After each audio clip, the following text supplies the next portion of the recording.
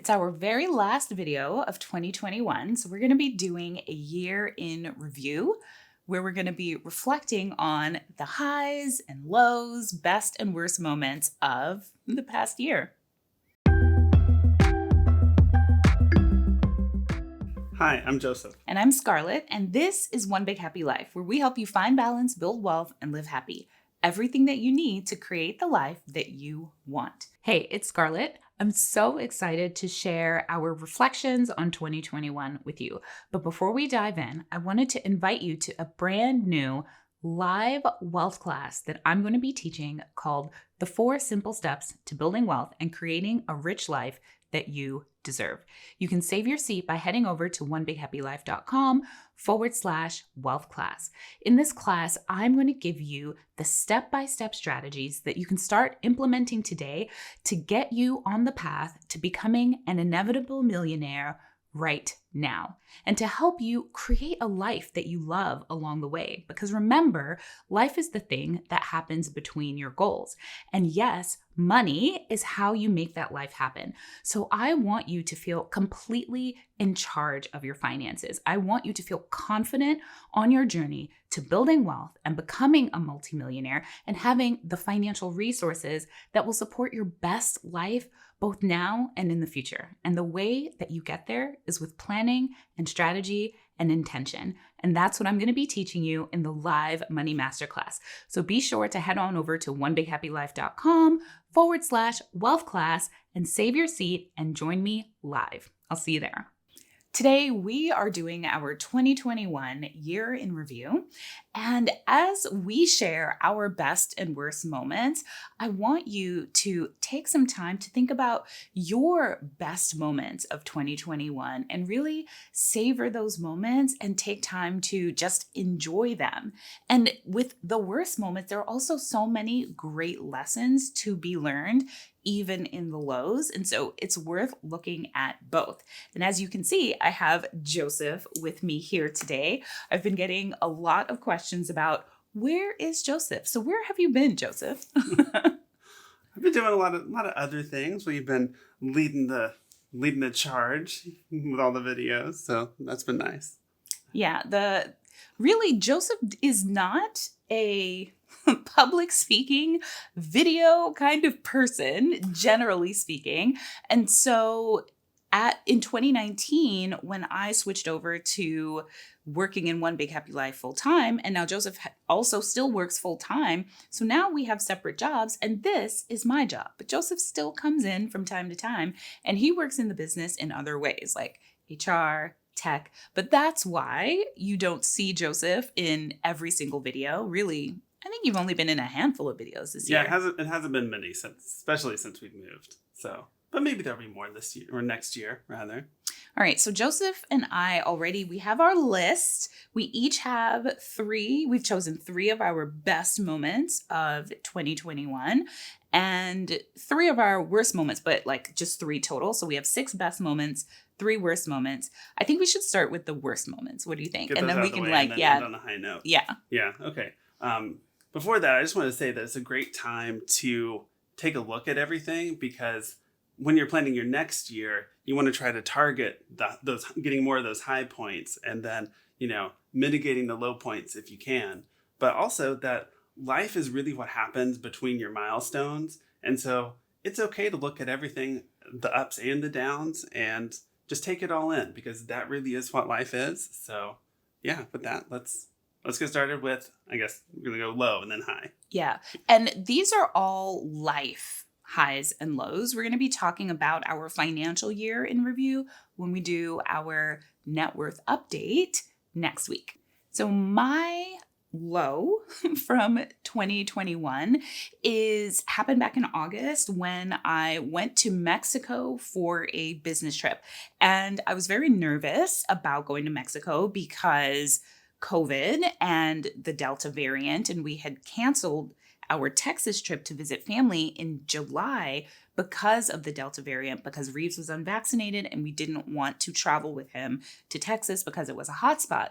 So going to Mexico, even though I'm fully vaccinated, I was taking lots of precautions, but it was still an event that had almost 100 people there, and it was still traveling internationally. So I was worried about that. But the thing that made it the worst moment was something that I never saw coming, which is that my first night in Mexico at this amazing resort, I woke up at like 2:00 in the morning with the worst chest pain I had ever experienced in my life. It was so bad. I thought I was dying. And so I called Joseph. So it's 2:00 in Mexico, like 11 a.m. in, on the East Coast. And No, Joseph, what? it was the middle of the night. For you? Yeah. I mean, 11 p.m. Sorry. So it was like midnight or so for you. So it was like 3 a.m. for me. And I'm telling Joseph, I'm like, Joseph, look, I something is wrong. This is not just heartburn. I can't go back to sleep. I think I'm having a heart attack. And Joseph's like, what? How could you possibly be having a heart attack? But I was like losing it. I'm telling you. And I'm like, great. Now I'm in Mexico. I'm having this medical issue. I'm going to go to the hospital. And if it's not a heart attack, then I'm definitely going to catch COVID when I go to the hospital. So I end up going to the hospital by myself. Never mind that I'm in a group of like 100 people. I told no one that I was leaving. I have friends that I could have knocked on their door and told them, I don't know what the hell I was thinking. Friends that were doctors. There. Yes, several doctors. And I can just be such a loner sometimes that I am taking care of myself and handling my own stuff that it doesn't occur to me to rely on people like aside from Joseph. So I end up going to the ER. This like cab drives me to the ER in the middle of the night. No one is in the ER. So that was reassuring. It was me, the receptionist, the nurse, and the doctor. And that was literally it in that whole ER. So I'm sitting there and I'm so nervous. And the first thing they do is give me the bill for the potential treatment, right? Which is like just running the tests to see if I was having a heart attack, $4,000. And so now, not only was I like emotionally fragile because I think I'm probably dying, but then they give me this $4,000 bill so that I could even find out if I'm dying. I was furious. It was like the rolling emotions. And they also barely speak English, and I don't speak much Spanish. So there was that too. So begrudgingly. Obviously that part's not their fault. Right, exactly. No. Just the difficulty in communication. Yeah. And then so I'm on the phone during all of this as well, because you was riding in a cab by yourself instead of like waking somebody up. And I was already up late. And so, like, I'm out of it because it, like maybe it's 2, but like it was very like I was. Like Joseph totally was having a hard time. I was trying to stay awake while everything was going on. Even while she's at the doctor's office, we're talking, and it was. Yeah. So I go ahead and pay for it, like begrudgingly, frustratingly, because it's also the one time where I booked international travel and completely forgot to get travel insurance. So let's say something is wrong and I need to get back to the US, it was going to get even more expensive. So they did an EKG and ran tests, and the EKG came back abnormal, that there was actually something wrong with my heart. And that's when I started crying. That's when stuff got rough. I'm like, I'm going to die in Mexico. I'm never going to see my family again. But so they brought in a heart specialist, and he looked at the EKG and he's like, it could be that this is just normal for you. It's abnormal, but it could be normal for you. So he said, go back to the hotel and come back and get a stress test for your heart in a couple of hours. So when I get back to the hotel, by this time, I've texted my friends, and everyone that I'm with knows. And so everyone just kind of like descends on me and is like, are you okay? And all of the doctors are like, let me see your EKG. And so with all the doctors looking at it, including the spouses of some of the people who are there with me, who are doctors back in the US, everyone's looking at my EKG and they're like, this is probably going to be fine, but have them also run these tests. And everything turned out fine. Obviously, I'm here. But I tell you, that was like the scariest scenario, because I truly, doomsday me, thought like, this is it. I'm going to die in Mexico. So, yeah. And so while this is going on, so back home, I'm by myself, packing up the house. And the move is already a really big deal for me. And then I'm alone, packing up the house all by myself. And so I'm having trouble with that. And then on top of that, then it's like she's calling me, and then this thing is going on. And so that just added to it. Like, it was a very rough time, me trying to get things ready for the move, that like leaving the house was tough for me. So while she's gone, and I mean, like I'm missing her already. Like, if she was just gone, it was like a normal business trip, I would still miss her. But now I'm especially missing her because she's super busy. And so, that was your worst moment, right? Yeah, that's like what I'm saying. The whole, like, not just that moment, but like also the whole packing up for the move, especially while I was gone. Yeah. Yeah. The packing of the house was my low. Like, I think probably for the whole year, that was my low. I mean, if you haven't been following our Building Our Dream House series, the selling of our house and moving to a completely different state happened in a matter of like 2 or 3 months. It was like end of May, I think, when Reeves and I went to Nemacolin, and I'm like, hey, Joseph, let's have a realtor evaluate the house. And then the house was sold by the end of June. We were under contract. Yeah. So it was like 45 days from idea to we need to start packing. And then we also had these trips already. Look at that. This is how out of practice we are, that we were like 30 minutes into shooting when we looked up, the mic had stopped recording like 20 minutes before, and we didn't even realize. So because the batteries died, because we're not keeping the batteries constantly charging like we used to. Okay, so I think that it died right around talking about how the Mexico trip was especially hard on you because the packing was happening so quickly in a short period of time. And there were 2 weeks when Alexis was gone and 2 weeks when I was gone. And so that's why packing to move, or one of the reasons why packing to move was one of your worst moments of 2021. Yeah. So it was a lot to handle. A lot of the packing on my own. I even had to have people come in and help pack one night. A couple of people for a couple hours helped pack. And let's also point out the fact that you didn't want to do that. So I'm in Mexico. Alexis is back, right? So Alexis is back with Joseph, and she's packing, and she's calling me, and she's like, Mom, I think we need help. I'm like, I think so too. And so then it took a few days for me to convince Joseph to go ahead and hire packers to come help pack the house up. And that's the only reason why it even got done. I don't know about that, but it's why I got more sleep during the week. Oh my God. Like, see, this is what I'm talking about. Where he's like, well, I could have gotten it done. I just wouldn't have slept. Like, that's a valid option. No, I was slow packing because it was a rough time. And you were having a hard time emotionally. Yeah, exactly. So Joseph has deep attachment to that, to the house that we left. Yeah, I didn't realize it so much, but then I definitely do. And then the whole packing situation. So we had to pack up 2 trucks, one to a storage unit, one trip, and then one to the apartment, the other trip. And the first one went okay. But the second one, so the last one, we're trying to get all the little bits, and the little bits always take the longest. But also they didn't pack the truck very well. Oh, and again, I was not there. Oh yeah, it was just because she had come in, but what was a baby shower? She was at a baby shower, no? No, that's not what it was. Oh no, we were packing up before she came in. Yeah, so I was gone. Our timeline was crazy. That's why even Joseph's getting it. That was the previous one. Yeah. So the previous one of our very close friends, she was having her baby shower the day we were supposed to be driving the truck down. So we rearranged our move to load the truck, but drive down the following day. No, the following week, so Reeves and I had to stay down there because Reeves started school. So we were living in a hotel because our apartment wasn't available yet, me and Reeves, and I'm driving him to school every day. It's 30 minutes. The hotel was 30 minutes away from his school. And Joseph was then left to finish packing the rest of the house, everything that was coming with us to the apartment.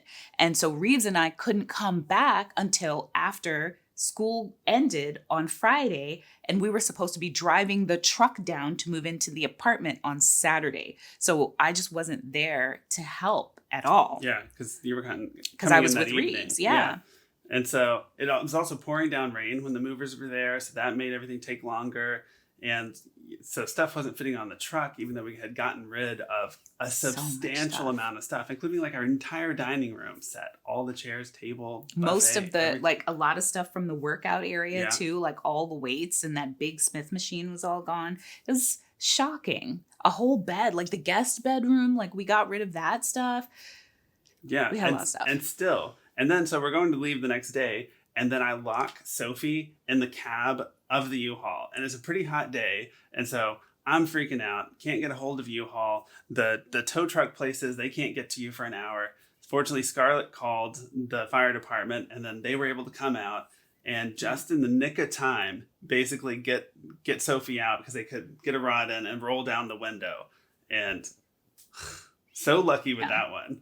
So it was a very, the move had a lot of moving parts to it. It all happened very quickly. It was bittersweet. There was so much transitioning happening at the same time because Alexis also left for college. So it was like we moved away from Alexis, and then Reeves started kindergarten.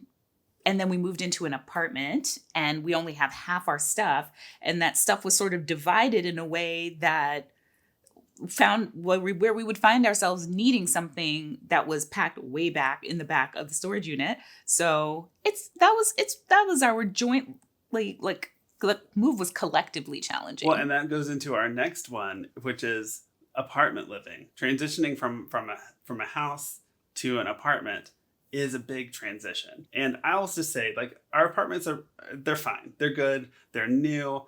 They're nice. They're just a little small. It's probably the best, like, highest quality apartment I've ever lived in. And so that's nice.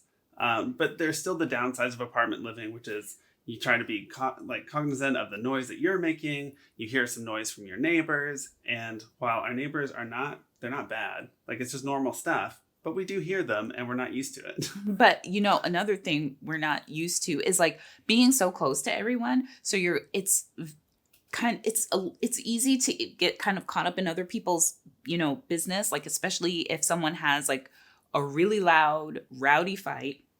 So like our first month here, some of our neighbors, like someone got drunk. There was a domestic incident. Police came. Like that's something that we haven't encountered maybe ever because we've never lived. Yeah. And in Philadelphia, the one time police got called, they got called on us because we were new to the place. They had only ever seen me, and a black man came to the apartment complex ringing the bell, and the people upstairs whose bell he rang because he was trying to get them to let him in called the police and said, well, there's this black woman that lives downstairs. Maybe he was here to see her. So that's the only time police have ever been around us. And it was also apartment living and racial profiling, clearly.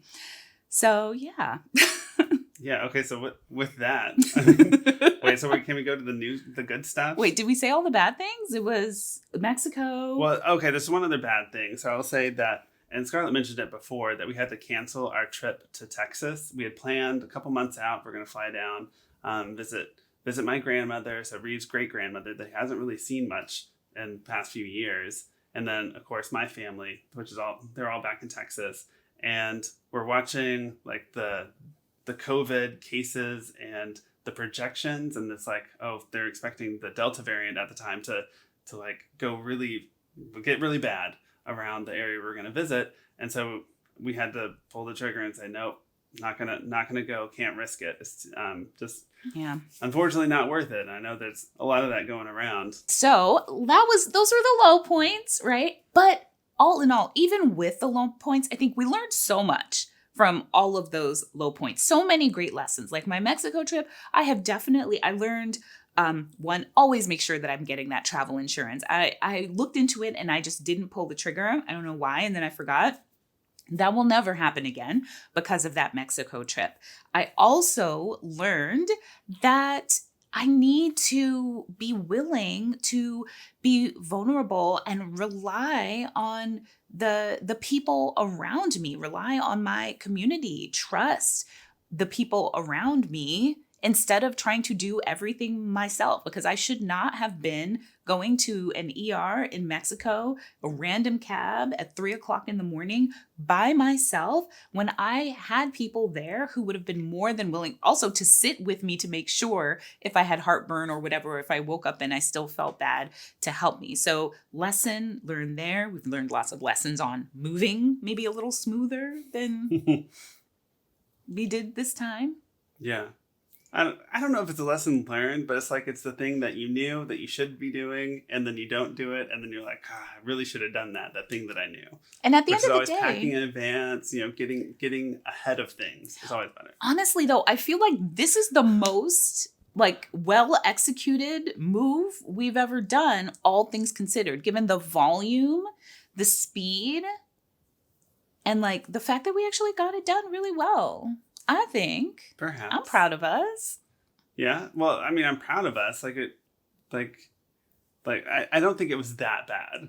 It was clearly a good, positive move. Oh, I've had worse. Yeah. So just not with Joseph. Yeah. So yeah, I mean, as far as moving goes, clearly something terrible could have happened, and yeah, we got some furniture damage and stuff like that, but it's not like the truck fell into a river and we lost it all or something. Clearly there are bad things that there's none of that. It was all, I mean, it was, relatively minor stuff. So let's talk about the best moments of 2021. I guess I will kick off starting with getting a book deal with Penguin Random House. That was just a dream come true. The whole process, it turned out just exceeded my wildest expectations, to be able to work with such a large and respected publisher, plus my imprint is Avery, which has published books that are some of my favorites, including Atomic Habits. And just to be in this position right now just feels amazing, with a forthcoming book, 2022. Fingers crossed that if our timeline holds, the book will be published in November of 2022. And I remember when it happened, it felt so surreal. It was a substantial advance too, that I definitely did not go into it expecting. I mean, sure, I had hopes for a certain number, and then it wildly exceeded that number, and that was amazing. I think it was it shocking for you too? I think it should Well, I mean, everybody was excited. The entire family was excited. She's been talking about writing a book since the day that I met her, although it was fiction. The goal was fiction for a long time. The vampire novel, I think, is still going to happen. My brain is still stewing on different vampire novel ideas. I don't know. To the vampire craze, I don't know. It'll come back. It's like bell bottoms, just give it some time. All right. What's one of yours? So having my student loans discharged was a huge one. So we've been planning on that since the day that, or at least I've been planning on it, since the day that I got my job in federal government. I'm going to stick this out. And just seeing that come to fruition, the plan just executed perfectly. It all worked out. And so I was super excited about it. And of course, the final year, there was that pause on student loan payments because, a lot of people needed help during COVID. And it just had that added benefit. It helped us out as well, that we weren't making those payments. And then I still got the loans discharged, basically on time. There were a few payments and things throughout the way that made it a little bit longer than the 10-year time if everything was just perfect. But all in all, very satisfied with how everything went. All right. Another best moment is designing our dream house, because we are building a custom house, and the design process, we're 4 or 5 months into the design process. We are almost there. The floor plan is basically finalized, though I think we have to kind of stop ourselves from continuing to look at it and wanting to tweak it and wishing we had done this or that thing. But we're very happy with it. And we're just looking forward to breaking ground and starting to make some of the actual design decisions, like what kind of cabinets are we going to have? What kind of tile? What kind of tub? What kind of flooring? I'm looking forward to that stuff. Yeah, if you've never built a house before, especially a custom house, sometimes the fact that you can do anything you want is just too much. Mm-hmm. And so it's like the floor plan is one thing. It's like, oh, okay, you think you got that done. But then it's like you're going to pick exactly how your windows look. You're going to pick how many switches you have, where the switches are going to be, what kind of receptacles you need, how many you want, where they're going to be, all the lighting. Like, not just, you normally move into a house, it's like, well, the stuff is there. And it's like, yeah, you can change it, but you pretty much don't most of the time. You can just switch out some light fixtures or something. But it's like, no, you've got all that, plus even the location of the lights fixture. So it's like, that's a lot. The detail overwhelm can be really real. Like, even forget about all the different finishes. We went back and forth over the width of the spacing of the windows where the master bed is going to go. It's like we measured our master bed, like our bed. It was 7 feet. And the plan currently called for the windows to be 7 feet wide. And I'm like, no, I think it needs to be like 9 feet apart, so that there's a foot of space for curtains to hang without being blocked by the bed or the nightstand. And so then they changed it to that. And then I'm like, wait a minute. That's too far apart. Because now the nightstand is a foot away from the bed unless we get like extra wide nightstands. So you can see how easy it is to go down a rabbit hole. But it's also just really fun because, I don't think there are going to be that many more times in our life where we go through this experience. So I'm really taking the time to savor it and enjoy it because it's a long process. So might as well enjoy it, right? Yeah. Yeah, but so it is a whole lot of fun at the same time. Mm-hmm. Like, while there are lots of decisions, when you see those decisions coming together, and it's like, this thing is going to work out. It's going to work out really well. And it definitely, the best part about the custom house is it is designed for how we want to live, how we are going to use our house. So we have a whole workout room so that Joseph can work out. I have this really massive oversized bedroom that is going to be my office so that I can set it up where I have the video set. And then I also have a separate area that is my desk. Right now, those two things are combined and I prefer to separate them. So I'm really looking forward to designing the new set once we move into the house and the house is ready. Fingers crossed by November of 2022, which also I just realized coincides with my book launch. And so I might actually be traveling a lot in November of 2022. So I'll Joseph, be moving alone. That's what I do. Again. Which I have been alone for moves before. A lot. So when we went up to, not Philadelphia, but Texas to Philadelphia, I was back working by myself, sleeping on a mattress on the ground. Like, he had a mattress, in the living room, one pan, like a tiny television that he had to sell. So at the end, he didn't even have the little tiny television. Yeah, I'm and Alexis Alexis and I were living in Philadelphia waiting for his transfer to come through so that he could come live with us up there. He didn't even have the dog to keep him company. Taxi was with us. Yeah. Oh my gosh. Joseph holds it down though, right? Like, that's why I love him. Another high point for me this year was getting my car. So buying my car. I am so excited about it. It's a Genesis GV70. And if you haven't seen it, you should check it out. Either my car or anybody else that has one, because they are amazing. So it's like the best cross. And I mean, I did a lot of research. I was about to get a sports car. I was looking at a Toyota Supra. But it just didn't really make a whole lot of sense because Reeves is too small to even ride in it. And so it's like, So, but I wanted something sporty. He's too small to ride. Oh, because he can't ride. I'm like, yeah, how small of a car is it that a little 5-year-old can't ride in this car? I have to drive with my head up. No, something like that. But so I wanted something that was sporty because that's what I was looking for in a car this time, but also had the capacity to at least move the family around. And so this was by far the best cross of sport and utility. And so, yeah, I just absolutely love it. The only craziness that happened when Alexis was driving it down to Virginia while I was driving the U-Haul, and a rock or a bolt, I kind of think it must have been a bolt or like a nut from something, flew up, hit it in just the perfect spot, and then cracked the windshield. And not just like a little starburst that I could like glue or have somebody glue. No, it just traveled across. Immediately. Yeah, very, very quickly. I ended up having to glue it just to save it so it didn't spread worse. But I immediately ordered a windshield back in August. It has yet to arrive. It was supposed to be here last week, they told me. And then this week it's still not here. So I don't know. Eventually I'll get a windshield. But for now, I have this crack on my windshield, my brand new car. But he absolutely loves his car. And even though I'm not a car person, I have to admit, I also love his car. It's a lot of fun to drive. It has all the bells and whistles because he got like the fully loaded version. And the other thing that I think is especially fancy about it, and we've already used it, is that it has like valet service. So when it needs to be serviced, we just call up the dealership and they come out, they leave us a loaner car, they take the car, they go service it, and then they bring it back.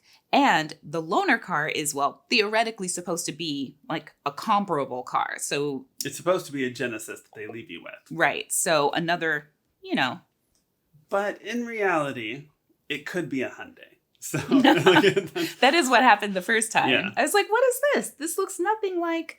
But the dealership was struggling from the car shortage issue. And so which they all are. Yes. So that was like the best that they had at the time.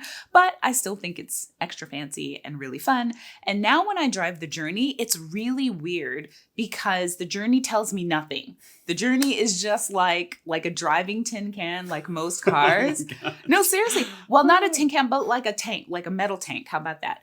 But their Joseph's car, is very different too. When you drive it, it's like, first of all, it forces you to stay within the lines, which is strange to me because it made me realize that I like ride the line and it's constantly trying to nudge me away from the line. But it's like, blind spot here. I need gas. Lock the door. Check your back seat. Like, it's just like, it's like a little co-pilot with you in the car. And so it helps you stay alert. I feel just safer in Joseph's car. The Journey, I'm like, where is everything? I can't see. What speed limit is it?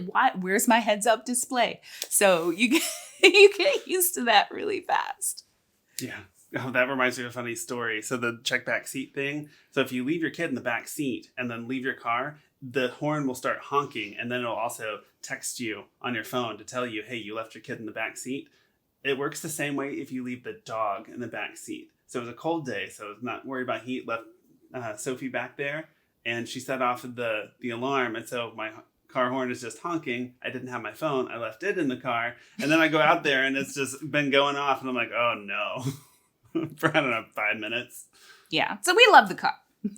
So my last best moment of 2021. And I tell you, this was challenging picking just 3 bests, but going to Nemacolin with Reeves. So in May, Reeves and I took a mother-son trip. We went to this resort in Pennsylvania called Nemacolin, and we spent 3 or 4 days there. And we made just such amazing memories. We bonded so much, like getting out of the ordinary, usual routine and really just being able to devote focused time, just me and him, right? So not even like the normal family dynamics. It was just, Reeves still talks about it. He's like, when are we going back to Nemacolin? Yeah, and so I had some training at work that week. And so it's like, not just any old training, like it was things planned for months. And so, yeah, it was very unfortunate. Yeah. And I clearly missed out on a lot of fun, but I'm really glad that they got to go. And at first, bonding. Like, I had to get her to go. Oh, yeah. She sometimes on trips where she's going by herself, she's like, I don't know. But every time she goes, she has a good time. So I assumed that was going to be the case this time. So I was very supportive of her going ahead and taking the trip. And yeah, fortunately, I was nervous about it because it's crazy how you adjust to your circumstances, because I remember when I had Alexis and I was a single mom, I'm driving back and forth to New York, 4 hours, 6 hours worth of, what is that? Oh, scam. 4 hours, 6 hours worth of traffic with a baby in the back seat, just driving straight, not even thinking about it. And this was like before GPS and all of that, where I'm like using a map to figure out where I'm going. And suddenly, after a year of being home in the pandemic, I felt sort of nervous about driving 3 hours by myself out to a place I'd never been to before with a child in tow. I feel nervous oftentimes traveling by myself, period, because I didn't travel a lot. Travel is still relatively new to me, and I've always traveled with a companion. And so yeah, I felt like anxious about it. But once I was there, I'm like, oh, I got this. I remember how to do this. So just another one of those instances where like even the good things, the best moments, like I had to push through difficult things, like difficult feelings that wanted to keep me from experiencing that. Or even all of the things that we've accomplished, like the book deal, the student loans, your car even, they are a result of, you know, a decade or more of conscious effort of working towards being in a position where those things could happen. The dream house, the dream house. This is like our third attempt at a dream house. Yeah, we've looked at a lot of houses over the years, for sure. I mean, the third time trying to actually build a dream house. Yeah, that's true. Yeah, see, it's a process. Sometimes like the builds don't work out. And it's like, well, that deal isn't going to work. So then you keep going, you do something else. And so finally here we are. And my final really good high point for 2021 is being able to go fully remote at work. So I'd been teleworking for the entire year 2020 basically, and then we were thinking, well, we'll be able to do even like more telework, and that's why we were looking at moving down to Richmond. And then the decision was made, hey, no, you can go completely remote, so I never have to go back into the office. And so Richmond made even more sense, and so I'm super excited about it. Clearly I've been doing it a while, it's been working out really well, and yeah, I'm just elated that it's all coming together like this. So what's really nice, there's so many great things about the fact that he can go remote. First of all, no more commuting. I mean, one of the things that I realized pretty quickly when COVID happened and Joseph stopped going into the office is how much happier he was at the end of the workday, how much less stressed he seemed, how like not tired he was. Like because he wasn't commuting anymore and dealing with any of that commuting stress. So all of that was amazing. But of course, then we could finally leave, which is something that we had been planning for years. We were thinking we were still like a good 2 years away because we were thinking we weren't going to be able to leave and buy the house that we would want to have until the business had grown a lot bigger than it was. And so I was on like a 2-year timeline to make that happen. But because Joseph was able to take his job wherever and we can still rely on his income, that made the dream house possible now versus 2 years from now. But I will say that if we hadn't already had our sights set on that vision, then we wouldn't have been able to even fully take advantage of the opportunity when it was presented to us. Yeah, so that's absolutely true, that if we weren't planning on it, looking for it, then the remote situation might have happened and nothing could have triggered. Yeah. But fortunately, because it was something that Scarlett especially was looking forward to, then it's like, okay, well then there's this other thing that happened. Okay, let's do this. And then so whenever there was really just the hint that I was even going to be able to increase my telework to where I'm only coming in for 1 or 2 days a pay period, it was like, we're moving, go. And then it seemed like it was very, very fast. We were able to take advantage of like that pop in the housing market. And oh yeah, that too. Like it was just like perfectly positioned. I mean, to make it a little bit more perfect, we would have known sooner and pulled the trigger a little sooner. I think we were kind of like at like right at the crest, which made it challenging for us in the buying of the house part because prices had already increased so dramatically. Yeah. Yeah. I mean, and they're still increasing. That's true. Like if we had seen this coming like 6 months or a year out, Yeah. we could have, made some Yeah. other moves where we're selling a house and then kind of moving into the dream house versus like, or maybe more likely. So Yeah. But the big lesson / takeaway, or one of the big lessons / takeaways that, we'd love for you to get from this particular story is just the importance of, yes, enjoying where you are right now and the life stage you're in and the things that are going on in your life right now, but also dreaming about, well, what do you want your life to look like? And starting to put those plans in place, because we knew what the dream house was going to cost because we've been looking for so long. We knew what we were looking for in a dream house. We knew what circumstances needed to be present in order for us to make those moves. And so when the things aligned, it connected very easily in our mind that, hey, this is our opportunity.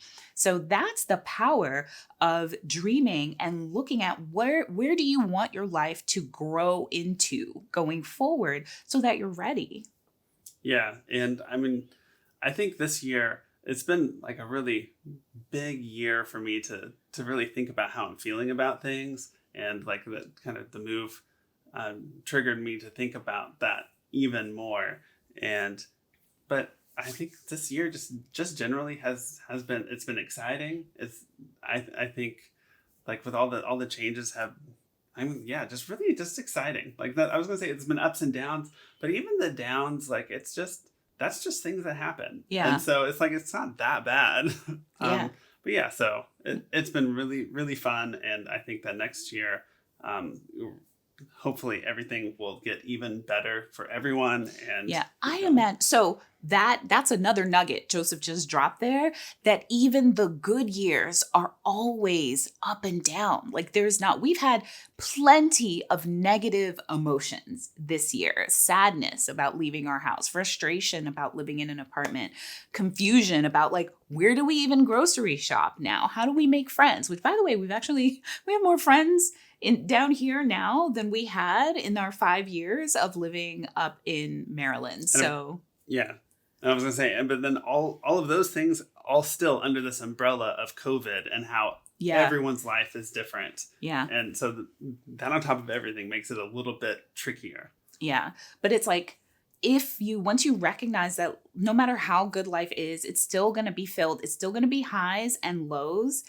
That is normal. And even when you can see that you're on a trajectory to reach this other milestone, right? It's still going to feel like challenging. There's still going to be highs and lows. So I think a lot of people think, or maybe even kind of see us from the outside and think, oh, well, it's so easy for them, or like, things just happened and fell into our laps. And it's just like, well, we're just constantly putting ourselves in a position where success is inevitable. So even if the pandemic had never happened, even if Joseph had never gone remote, this stuff, the things that are happening in our lives, it was still going to happen because we want them to. We're not going to stop until they do happen. So would they have happened right now in this way?